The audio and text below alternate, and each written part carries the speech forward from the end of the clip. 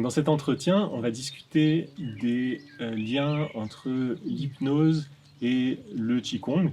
On s'est rencontré avec Benjamin il y a quelques années et il se trouve qu'on a découvert beaucoup de liens et de similitudes entre l'hypnose que pratique et enseigne Benjamin et le Qigong et le Qigong Twina. Et il se trouve que, en plus, le hasard fait que on a écrit un bouquin chacun qui sort en même temps, là, ces jours-ci. Et donc peut-être on peut commencer par ça. Benjamin, si tu veux nous dire un petit peu l'objet de ton ouvrage et puis ta démarche pour ça. Ok. Moi, je voulais pas d'une forme d'hypnose qui soit basée sur une prise de pouvoir. C'est-à-dire, il me fallait trouver quelque chose où le positionnement du thérapeute soit en lien avec le positionnement du thérapeute que j'aime avoir quand je fais de la médecine chinoise. Et du coup, je m'imaginais pas manipuler quelqu'un, le faire plonger dans un état profond et lui rentrer des trucs dans la tête, comme ça peut se faire dans certaines méthodes ou autres. Donc, à un moment, j'ai rencontré Bernard Sansfelder, qui est le fondateur d'une hypnose qui s'appelle l'hypnothérapie. Et l'hypnothérapie, lui, il l'a inventée en se basant sur les travaux de François Roustan. François Roustan, qui est assez connu dans le monde de l'hypnose pour avoir fait un parallèle entre le zen et l'hypnose. Voilà. Donc, ce parallèle entre le zen et l'hypnose, il m'a tout de suite dit que j'étais peut-être à peu près au bon endroit. Alors, j'ai voulu fouiller un peu ça. Et il s'est avéré que, par exemple, dans le travail qu'a fait Bernard Sansfelder pour formaliser l'hypnothérapie, c'est plutôt basé sur les neurosciences. Et dans les bouquins que j'ai pu lire de François Roustan, ou dans les bouquins que j'ai pu lire d'autres auteurs qui ont fait ce parallèle avec le zen ou avec la pensée chinoise, j'ai jamais vu l'hypnose expliquée à partir de la pensée chinoise. J'ai toujours vu l'hypnose rapprochée du zen après qu'elle ait été expliquée à partir de processus de pensée plutôt issus de la philosophie occidentale ou des sciences occidentales. Donc l'objet de mon bouquin, globalement, ça consiste à voir comment est-ce qu'on peut appréhender le processus hypnotique, comment est-ce qu'on peut appréhender le processus curatif qui se met en place dans la transe à partir de la pensée plutôt du bouddhisme Chan et du taoïsme dans la façon dont ils sont rejoints. Du coup, Benjamin, tu as commencé par étudier la médecine chinoise et après tu as approfondi l'hypnothérapie comme un complément, un approfondissement de la médecine chinoise. Ouais. Alors, c'est à la fois une branche, du coup complémentaire à la médecine chinoise, et en même temps, c'est quelque chose qui vient en amont, à savoir un positionnement. Ça m'a permis de trouver un positionnement par rapport à mes patients qui soit différent, qui soit plus dans une sensation, dans une ambiance de travail qui me convienne. Voilà. Et c'est vrai que quand je suis arrivé ici en formation pour faire du Qigong Twina, j'ai retrouvé cette ambiance. Donc c'est avant tout ça qui m'a donné envie de prolonger la formation avec toi. Oui, c'est-à-dire une continuité entre le toucher et l'accompagnement par la parole et pas que par l'énergie. C'est ça. Qui a le même fond en fait. C'est ça. C'est ça. Ouais. Sans pour autant exclure la possibilité de continuer à mettre des aiguilles ou la possibilité de prescrire de la pharmacopée, puisque ça fait partie des choses qui m'ont été enseignées. Mais ça crée un cadre global de travail dans lequel je me sens bien. Tu vois. Ouais, je vois bien. Voilà. Et du coup, cette hypnose, quelles sont ses caractéristiques? Est-ce qu'il y a quelque chose qui, dans la pratique, qui est différent, particulier? Alors déjà, en fait, le terme hypnose est complexe parce qu'il recouvre pas mal de réalités différentes. Quand on dit hypnose, selon les cas de figure, on pense plutôt à l'action d'un thérapeute pour plonger quelqu'un dans un état, ou on pense à un état de conscience, ou éventuellement on pense à la façon dont la personne dans cet état va être manipulée ou transformée. Et en fait, il y a plein de façons de faire rentrer quelqu'un dans l'état hypnotique, il y a plein de variantes sur l'état hypnotique, et il y a plein de façons de travailler à partir de cet état. La façon dont on va travailler en hypnothérapie, déjà, c'est que, contrairement à beaucoup d'hypnose classique, on ne va pas faire ce qu'on appelle de rupture de pattern. Donc la rupture de pattern, c'est-à-dire que la personne elle est préoccupée sur quelque chose et poum, d'un seul coup on détourne son attention et on crée une forme de sidération qui va permettre ensuite de faire, de prendre un peu le pouvoir sur son psychisme pour l'emmener dans un état un peu différent de rapport au réel. Ça, c'est ce qu'on ne fera pas, par exemple. Une deuxième chose qu'on ne fera pas, c'est les méthodes de confusion, qui sont celles où, justement, à nouveau, on utilise le langage, on utilise des gestes, on utilise différentes façons qui emmènent la personne vers une sorte de blanc dans lequel on peut se glisser, là aussi, à nouveau, pour changer l'état. Quand on fait de l'hypnose en hypnothérapie, on utilise le moyen qui est finalement le moins efficace pour rentrer vers l'hypnose, c'est la centration sur les sensations. Et en ça, ça se rapproche beaucoup de ce qui se passe dans le Qigong. Parce qu'on va se centrer sur les sensations et ensuite on va éventuellement modifier ces sensations en jouant sur des images. On peut utiliser des images de légèreté, de poids, enfin n'importe quelle image, le cerf-volant comme on a fait cette semaine ou autre. Enfin voilà, donc sensation plus jouer sur une image. Et ça donne un état de transe qui est assez léger. Donc ça, c'est le premier effet. Dans cet état de transe, l'idée, c'est pas d'emmener quelque chose dans l'esprit de l'autre, c'est même pas de travailler avec l'esprit de l'autre, c'est de travailler avec le corps du patient. C'est-à-dire que l'idée, c'est de mettre en place un dispositif où, dans ce dispositif, le cadre de travail permet au patient de rentrer dans un état où il va pouvoir laisser quelque chose se faire en lui. Et ce quelque chose, c'est pas lui qui le contrôlera. Donc ça implique d'être justement un tout petit peu moins en veille. Et ce quelque chose, ça consiste la plupart du temps à un nettoyage. Un nettoyage, c'est-à-dire qu'on part du principe que le bien-être, globalement, c'est notre état naturel, et que le mal-être, c'est ce qui entrave le bien-être, donc ce qui entrave cette possibilité que l'état naturel de bien-être se déploie. Donc l'idée, c'est de proposer au corps d'aller retirer ces tensions, ces mémoires qui entravent le bien-être, pour que derrière, la personne se sente mieux au quotidien. Donc ça, c'est le travail. Et généralement, en fonction du besoin de la personne, l'état s'approfondit selon le besoin. En fait, il n'y a pas à faire des techniques d'approfondissement de l'état.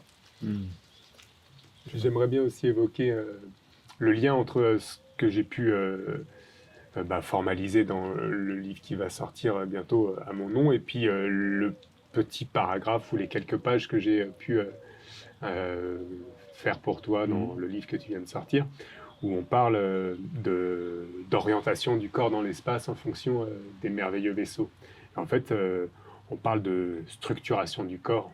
Et cette structuration du corps, pour moi, elle se fait sur la base de ces traces des mémoires qu'on a dans le corps. Voilà.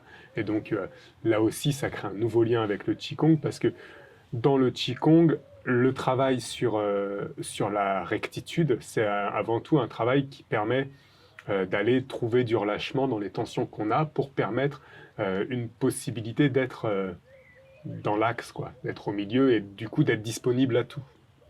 Et donc, dans le travail de l'hypnothérapie, on peut aussi avoir une lecture psychocorporelle, c'est-à-dire que quand quelqu'un arrive, même si on ne va pas mettre le doigt là, on peut se dire, tiens, cette façon d'être projeté en avant me dit quelque chose sur son rapport au monde, ou cette façon d'être enroulé me dit quelque chose sur son rapport au monde, et peut-être que ça va m'aider à trouver les mots, aussi ça va m'impacter, parce que je vais percevoir une ambiance émotionnelle juste par la façon dont il se tient. Donc si moi je suis disponible et à l'écoute, je vais vivre ça. Et puis ça va aussi me donner l'envie d'aller mettre ma main quelque part. Voilà, donc il y a un lien qui se fait autour de ça. Et oui, ça me donne très envie de prolonger aussi, parce que tu commences à parler de ça en disant que les tensions, elles impactent la structure, Mhm. et les tensions ou les traumatismes et tout ça. Et c'est comme si dans le fond, moi parfois j'ai l'intuition même que les tensions, elles constituent la structure, et que sans aucune mémoire, on va parler de mémoire parce que tension Ouais. ça a une connotation négative, mais Ouais. ouais, que sans aucune mémoire on n'a pas de structure, on n'existe pas, on est constitué de mémoire.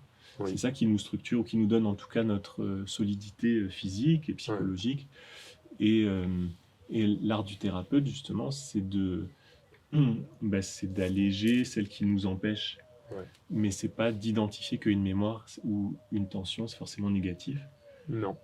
Parce Non. que, voilà, tu parles de disponibilité, mais cette disponibilité, elle est construite aussi sur des mémoires, des choses qu'on pourrait appeler des tensions. Par exemple, si on pense à des choses qui nous conditionnent psychologiquement, le simple fait, par exemple, qu'assez jeune, on apprend à reconnaître le visage des parents, puis après le visage des proches, des choses comme ça. Oui.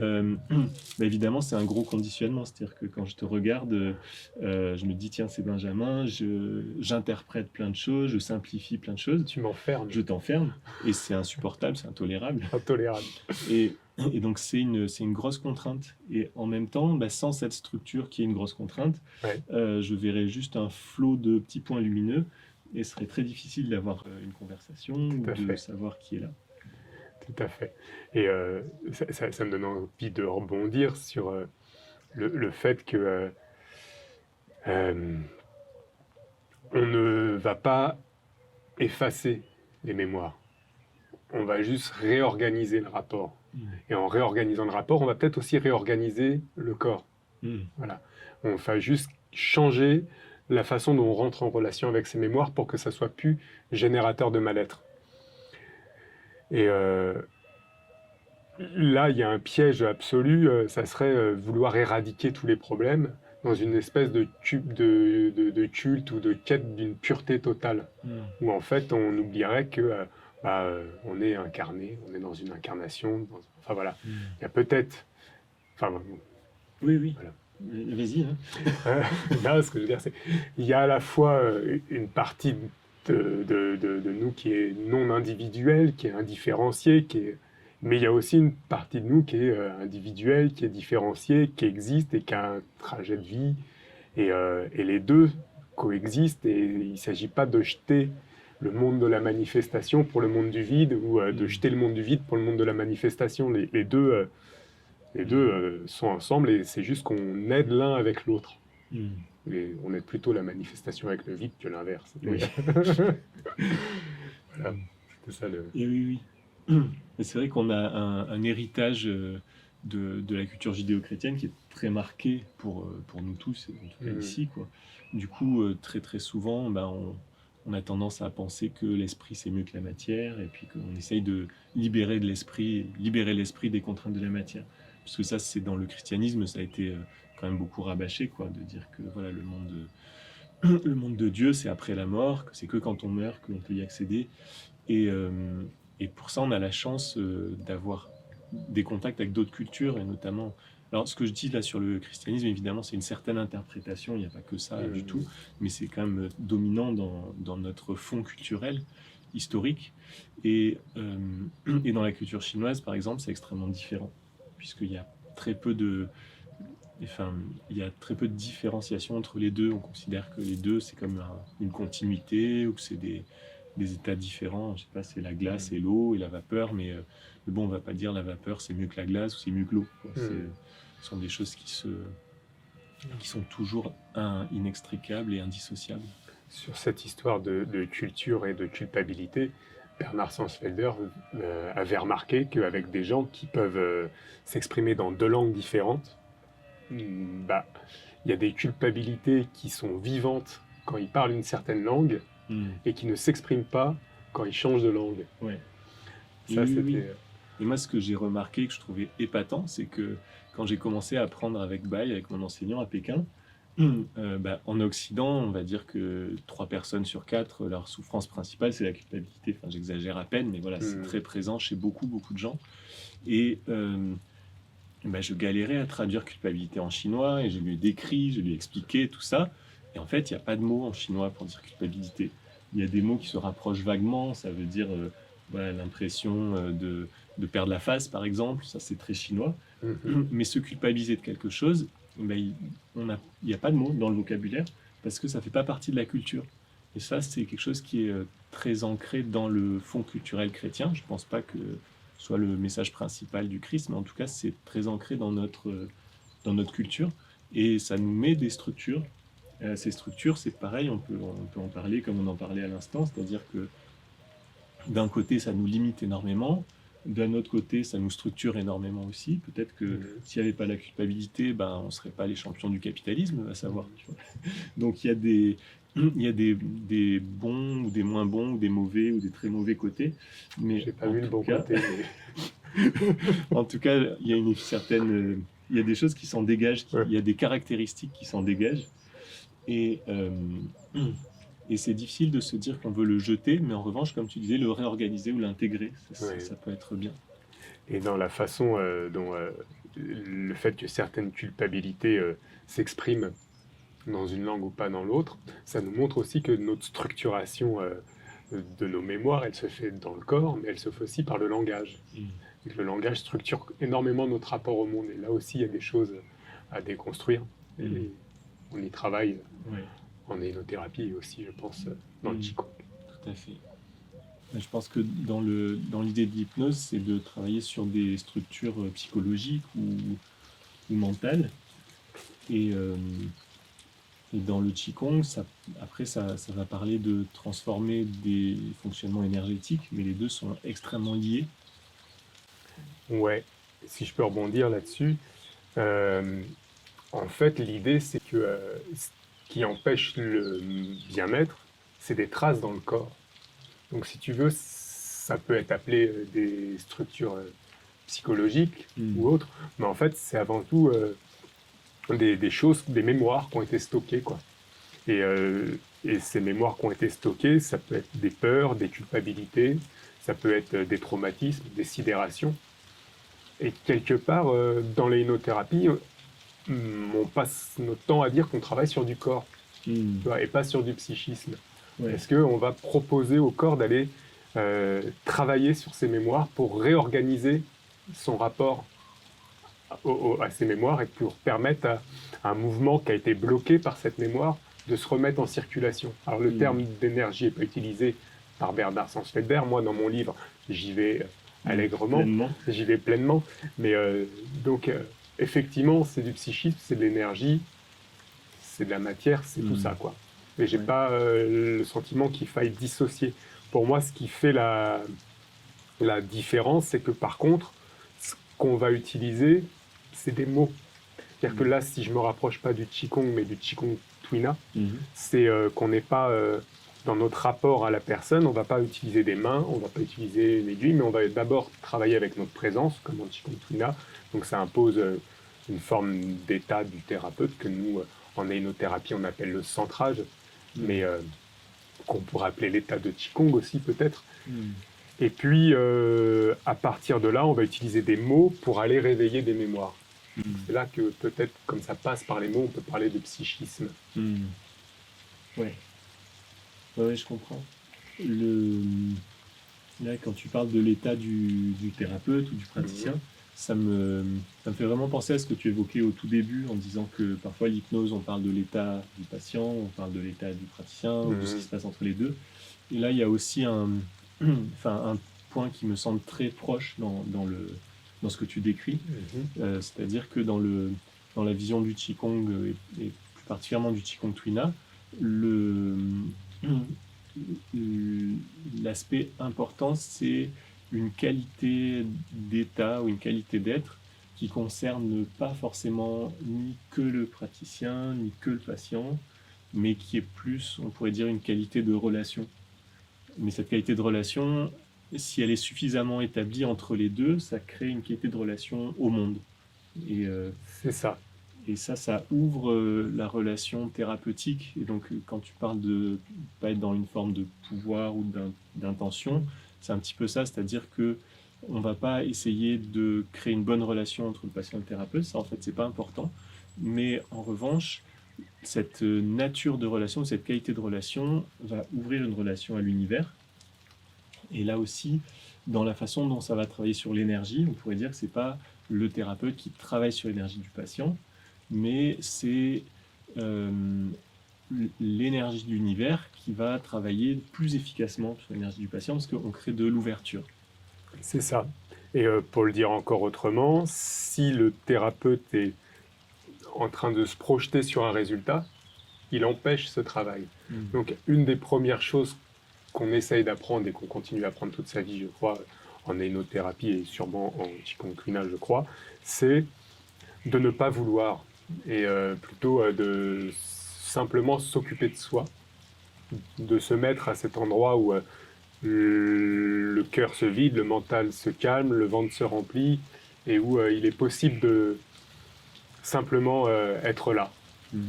Et là, il y a la relation qui s'installe et dans cette relation, dans les mots de Roustan, il avait emprunté ce terme, c'est pas lui qui l'a inventé, mais on parle de perceptude. Et donc dans cette perceptude, il y a des choses qui peuvent venir. Et je sais qu'en Qigong Tuina, on les utilise pas trop, ces choses qui peuvent venir, mais dans le cadre de l'hénothérapie, c'est plutôt ça, l'outil du thérapeute. C'est-à-dire que ces choses qui viennent, ces images, ces sensations, ces impressions, on va les utiliser comme pour envoyer un caillou dans une mare et peut-être faire un ricochet s'il en est bon. Et ce caillou, quand il va arriver dans la mare, il va provoquer éventuellement une réaction. Et cette réaction, là où on travaille, nous, c'est de proposer au patient de l'accueillir complètement et de laisser monter ce qui se passe. Et on va peut-être même laisser monter ça 1 fois, 2 fois, 3 fois. Alors ça peut se manifester par des tremblements, ça peut... Enfin, je ne vais pas les décrire parce qu'après ça crée comme un modèle de comportement. Il peut y avoir des manifestations émotionnelles ou pas, ça peut être très discret et c'est pas d'ailleurs l'intensité de la réaction qui va garantir le résultat. Mais une fois qu'il y a cette réaction qui s'est passée, d'un seul coup, il y a quelque chose qui change et c'est là que le positionnement du thérapeute est important parce que c'est dans son positionnement qu'il peut percevoir ce changement d'ambiance globale, qui nous dit qu'il y a quelque chose qui était bloqué qui se remet en marche. Ouais. Enfin, voilà, c'est assez similaire avec ce qu'on évoque là du Qigong, et spécialement du Qigong Tuina. C'est comme si le praticien devait se mettre en recul pour laisser les processus naturels avoir lieu. Et, et dans ces dynamiques de perception, c'est vrai que parfois on va en parler, d'autres fois non. Mais en tout cas, pour le praticien, il faut un positionnement qui est très contemplatif, parce qu'on part du principe que le fonctionnement humain, on peut dire qu'il est inconnaissable. En même temps, on essaie de le comprendre. En même temps, il est suffisamment complexe avec les différentes strates de corps, de psychisme, d'émotions, de mémoire, etc., pour que notre esprit humain ne puisse pas le saisir dans sa globalité. Et ça, c'est vrai pour l'humain, mais même la façon dont un brin d'herbe pousse, un esprit humain, il ne peut pas saisir la globalité de tout ce qui se passe. Et donc, on va chercher à cultiver un positionnement où on laisse la place à quelque chose qui est un petit peu plus vaste que nous-mêmes. Et souvent, dans le contexte du Qigong Tuina, on parle de Tongling, ça veut dire de laisser circuler. Ling, on peut le traduire par l'esprit de l'univers, mais il y a une notion d'efficacité là-dedans. On pourrait dire... on peut aussi traduire par l'efficacité de l'esprit, ou l'esprit agissant, quelque chose comme ça. Et ça, ce positionnement-là permet que si on a quelque chose à faire, on fasse la bonne chose au bon moment, parce que ça part pas d'une volonté. Et comme tu l'évoquais très justement, on essaye vraiment de ne pas vouloir soigner la personne ou vouloir qu'elle aille mieux. Ce vœu, on l'a parce qu'on étudie, parce qu'on travaille, parce qu'on fait ce métier éventuellement, donc il est au fond de nous. Mais quand on est en train de travailler, la posture intérieure, c'est vraiment une posture de lâcher, parce qu'on part du principe que l'énergie de l'univers, ce qu'on appelle parfois le ciel en médecine chinoise, va faire beaucoup mieux que nous. Donc c'est le ciel ou c'est l'univers qui va amener la bonne chose au bon moment. Par exemple, un petit orage. Et d'ailleurs, si je me trompe pas, Ling, l'idéogramme, c'est pas un chaman qui appelle la pluie ou une sorcière qui C'est appelle la ça, pluie. exactement. D'accord, donc t'as été entendu. J'ai été entendu. Ouais. Et peut-être ça, on peut prolonger ça en termes de travail énergétique. On avait eu cette discussion une fois concernant l'énergie. Euh, Parce que tel que je le perçois, après tu me diras Ouais, bien sûr. ce que tu en penses, mais tel que je le perçois, ce qu'on pourrait appeler la volonté ou l'intention, ce qu'on pourrait appeler l'intention, a une relation très étroite avec l'énergie, et en même temps, ce n'est pas la même chose. Que l'intention, c'est un moteur qui part de l'intérieur et qui peut éventuellement guider l'énergie. Et l'énergie, c'est quelque chose qui est en nous, qui nous baigne, qui est aussi tout autour de nous, et qui a sa propre logique. L'énergie, on peut dire, c'est quelque chose de vivant dans l'hindouisme qui est beaucoup tourné sur la personnification. Par exemple, on parle de Shakti, donc c'est un être, c'est presque une divinité, quoi. Et donc cette énergie, elle a ses propres logiques, ses propres fonctionnements, et en tant que praticien, la première, la première règle, on va dire, c'est de permettre à cette énergie de circuler en suivant son cours naturel. Et tu parlais de traces dans le corps tout à l'heure, c'est exactement ça. C'est-à-dire que si l'énergie circule pas de façon naturelle et que ça mène à une pathologie, c'est parce qu'il y a des blocages. Mais l'énergie, par elle-même, elle a cette tendance, un peu comme de l'eau dans une rivière, ça coule toujours dans le bon sens. Il n'y a pas de doute là-dessus. On ne peut pas se dire que l'eau va couler dans le mauvais sens. Ça coule dans le sens où ça doit couler. L'énergie, c'est la même chose. Et donc l'intention peut être utilisée pour enlever des blocages ou pour faire affluer de l'énergie dans une zone. Donc ça peut être tout simplement, je ne sais pas, fixer l'intention ou l'attention sur un point du corps ou sur une zone du corps. Ça se fait beaucoup en médecine chinoise, en Qigong Tuina. Mais une fois que l'énergie afflue, il faut lui laisser sa propre dynamique. Et ça, c'est le risque, c'est que l'intention amène quelque chose qui est contrôlé. Et c'est comme si on amenait un seau d'eau dans la rivière, mais que l'eau reste dans le seau, quoi. Il n'y a pas la circulation nécessaire. Et donc souvent, on parle d'un procédé qui ressemble un peu à ça, qui dit on fixe l'intention jusqu'à ce que la sensation devienne très forte. Quand la sensation est suffisamment forte, on peut lâcher l'intention et suivre la sensation. Et c'est comme si on avait amené l'énergie à un endroit par l'intention, et après on la lâche et on la laisse faire son œuvre. Et c'est là peut-être où on peut dire que l'énergie du ciel et de la terre se met à agir d'après l'efficacité du tonnerre. L'efficacité de Tao Te King ou Non. non. Le 2, là, c'est ce qu'on traduit souvent par vertu. Ouais, c'est ça. Là, Des fois, je l'ai traduit par l'efficace. On pourra couper ça. Non, on pourra le mettre ailleurs, on pourra en parler. Non, ce 2, on pourra aussi le laisser comme ça, c'est très bien. Ce 2, en effet, on peut le traduire par vertu, on peut le traduire par efficacité. Le 2, c'est la partie visible ou incarnée de la voix. D'accord. C'est-à-dire que ça indique pas forcément, enfin là c'est pas une nature spirituelle efficace, mais ça indique ce qui dans notre existence est de l'ordre de la voix, mais qu'on rend visible. Par exemple, si on soigne des gens, on peut être dans le 2, dans une forme de vertu. C'est-à-dire on donne pour manifester la voix, pour la rendre palpable. Par rapport à ce que tu viens de dire sur l'intention et l'énergie et leur interrelation, il y a quelque chose qui m'a amené à réfléchir là. C'est qu'en Qigong Tuina, quelque part, tu peux viser un lieu, mais tu ne sauras pas quelle mémoire tu travailles. La mémoire va se manifester ou pas, quoi. Alors que en hénothérapie, on va avoir tendance à proposer de travailler sur une mémoire, mais on ne sait pas dans quel lieu ça va réagir. Mais ça, c'est le début de l'hénothérapie. C'est-à-dire que dans un premier temps, par exemple, on va aider la personne à travailler sur des images négatives qu'elle a de soi, qui sont chargées de culpabilité, et on pourra lui proposer, dans le travail, une fois qu'elle est dans la demi-transe, de s'installer dans je suis un monstre, par exemple. Tu vois, et puis on verra où ça réagit et qu'est-ce qui réagit, et peut-être que rien ne réagira, mais il y a des gens, beaucoup, pour qui ça réagit, qui ont cette croyance fondamentale que leur spontanéité est mauvaise. Mm. Mais un peu plus tard, on va peut-être aller travailler plutôt sur des situations dont la personne a peur. Donc là, on va aller réveiller une peur, par exemple, la peur de parler en public, la peur de faire une vidéo. Enfin, Mm. voilà, et puis on va s'installer, on va voir ce qui se passe dans le corps, qu'est-ce qui réagit à ça et comment éventuellement ça peut se libérer.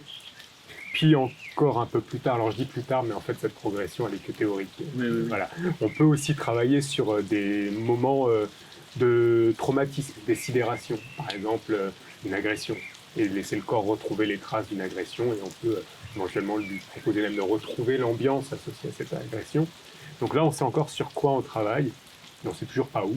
Mm. Mais arrive une phase aussi où quand la personne est suffisamment habituée à travailler dans l'état, on peut proposer au corps d'aller chercher une tension dont il pense ou pour laquelle, pour lui, c'est le moment de se débarrasser. Mm. Voilà, le mot penser n'est pas bon là, mais voilà, une tension avec laquelle il est possible de faire quelque chose, plutôt que de se débarrasser d'ailleurs. Mm. Et là, assez régulièrement, et c'est là que c'est assez incroyable, il se passe des choses aussi. Donc là, on ne sait plus ni sur quoi on travaille, ni où ça se passe. Mm. Ouais, C'est, ouais. Bah, c'est vrai que cette notion de lieu, elle est vraiment interpellante ouais, pour le corps. Comme tu l'as dit, dans le Qigong Trina, on part souvent du lieu. En ouais. médecine chinoise, souvent c'est ça, on part d'un point. Et ce point ou cette région du corps contient des mémoires. Mais souvent, on le découvre quand on commence à travailler dessus. C'est pas... Il y a plein d'ouvrages qui ont théorisé ça, mais je pense que dans la pratique, c'est rarement vérifié. C'est-à-dire qu'on ne peut pas à l'avance savoir si ce point-là, ça va renvoyer, parce que chacun est tellement différent. Voilà, c'est difficile. Il y a des grandes tendances, on sait qu'il y a des choses, mais après, c'est différent pour chacun. Mais cette notion de lieu ou de point, euh, là, c'est comme si le toucher du thérapeute amenait l'attention du patient, de la personne qui reçoit dans cette zone-là, et c'est plutôt l'attention de la personne qui va révéler ces choses-là, enfin, en grande partie. Et, et en ça, moi, je peux le voir un peu comme un état de conscience modifié ou un état de transe, comme si notre esprit était habitué à fonctionner un peu toujours dans la même zone, qui est par ici, quoi. Souvent il est Mhm. accroché, enfin, dans l'état de veille, il est autour du troisième œil, là, ou des yeux, enfin, dans cette région-là. Et que là, on propose de décaler l'esprit, la conscience dans un autre endroit du corps. Ouais. Et là, il va y avoir un autre univers de ressenti. Et donc, ça produit une forme de transe légère. Enfin, Ouais. et aussi, ça permet des compréhensions sur des aspects de nous-mêmes qui sont contenus dans d'autres zones du corps. Donc, il me semble qu'il y a ce procédé qui est aussi agissant. Et, euh, et ce qui se passe aussi, c'est que quand là, tu disais qu'on peut proposer à la personne qui reçoit quoi, juste d'aller chercher une tension, Enfin, c'est pas à la personne qu'on demande, c'est c'est à son corps. c'est à son corps. Alors après, on pourrait dire à l'environnement, pour être proposé au tabouret d'aller chercher l'attention, mais Hmm, l'idée c'est que c'est passif. d'accord. C'est pas elle qui Hmm, volontairement cherche, sinon il se passera rien. d'accord. Et oui, oui. Et ça, on le retrouve dans le Qigong Tuna. Il y a un type de traitement qu'on appelle Tien Yin Xue. Ça veut dire les points de nécessité céleste, si on le traduit mot à mot. Et là, ça va passer par le praticien, mais c'est le praticien qui va aller chercher une tension ou une zone ou un point Hmm. sans idée préconçue. Donc c'est une forme de... On pourrait parler d'intuition, mais dans le contexte du Qigong Tuna et de la médecine chinoise, c'est pas de l'intuition, c'est la nécessité. On pourrait dire c'est le destin. Et donc ça tombe toujours juste, Hmm. à condition qu'il n'y ait pas notre volonté au milieu ou nos connaissances qui nous empêchent de contacter ça. Voilà. Après, j'ai aussi la sensation, de par mon expérience voilà, de thérapeute, que les deux s'entremêlent ou peuvent Mm. se mêler. C'est-à-dire qu'on peut commencer par un travail en Qigong Twina et progressivement, il y a un état qui s'installe, il y a un travail qui se fait, et éventuellement, ça peut réveiller une mémoire. Et là, je peux éventuellement laisser la main ou retirer la main et accompagner ce qui se passe comme je le fais habituellement en ainothérapie. Donc à travers voilà, des mots, laisse monter, enfin voilà. Ou inversement, je peux être dans un travail plutôt donc d'hypnose, et puis dans ce travail-là, bah voilà, il y a quelque chose qui fait que j'ai plutôt envie d'aller emmener ma main pour la poser quelque part, pour accompagner le travail, plutôt que de continuer avec les mots. Et il va se passer encore autre chose. Et pour moi, cette fluidité, elle est possible parce que c'est le même fond d'ambiance globale. Voilà. Oui, oui, c'est la même attitude. Là, on peut parler donc de, dans le contexte du taoïsme, c'est une sorte de ligne de conduite, ou plus précisément une attitude euh, qui se manifeste dans ce qu'on va faire, comment on va se comporter. Et c'est vrai que c'est le fond, c'est le fond de la pratique thérapeutique. Euh, Mon enseignant, il disait, donc Bai Xiao, il disait que euh, les trois aspects pour un bon praticien, le plus important, c'est sa vertu médicale. En deuxième place, il y a ce qu'on peut appeler sa personnalité ou son style, enfin voilà, sa particularité.